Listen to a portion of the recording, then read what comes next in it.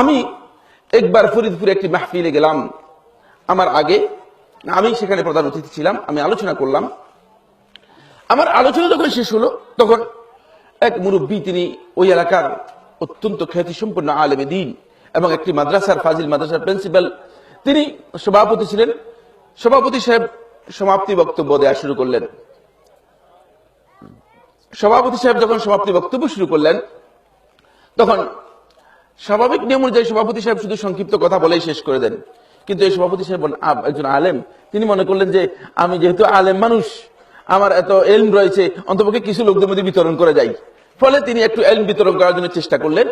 আমি উপবিষ্ট রয়েছি পাশে। তিনি বললেন, একটি মাহফিলের মধ্যে একটি ঘটনা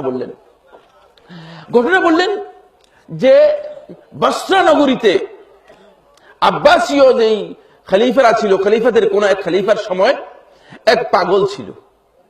থাকতেই পারে, ঢাকা শহরেও পাগল আছে, আপনাদের বাঞ্ছারামপুরেও পাগল আছে, বসরাতেও পাগল থাকতে পারে, কোনো অসুবিধা নেই। এই কথা মেনে নিতে পারেন, ঠিক কিনা? পাগল আছে এটা মেনে নিতে পারেন কিনা?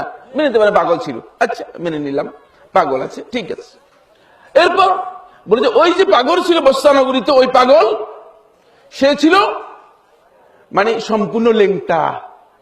পাগল ল্যাংটা হইতেই পারে, এটাও মেনে নেওয়া যায়। পাগল ল্যাংটা হতে পারে। পাগলের জন্য যেহেতু তার বিবেক নেই, এজন্য শরীয়তের তাকলিফ তার উপর থাকে না, মানে শরীয়ত তার উপর জোর জবরদস্তি আর করতে পারবে না।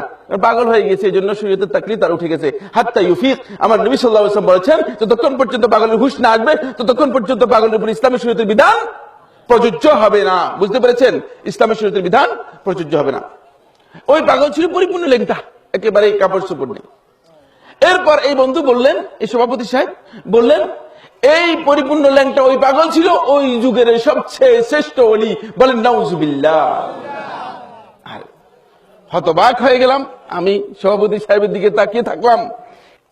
এরপর যখন তার বক্তব্য শেষ হলো, আমি তার কাছ থেকে মাইকটি নিলাম। আমি মাইক নিয়ে বললাম, সভাপতি সাহেব একটি সুন্দর ঘটনা বলেছেন। পাগল ছিল, ল্যাংটা ছিল, এরপরে বলেছেন যে সবচেয়ে বড় ওলি ছিল।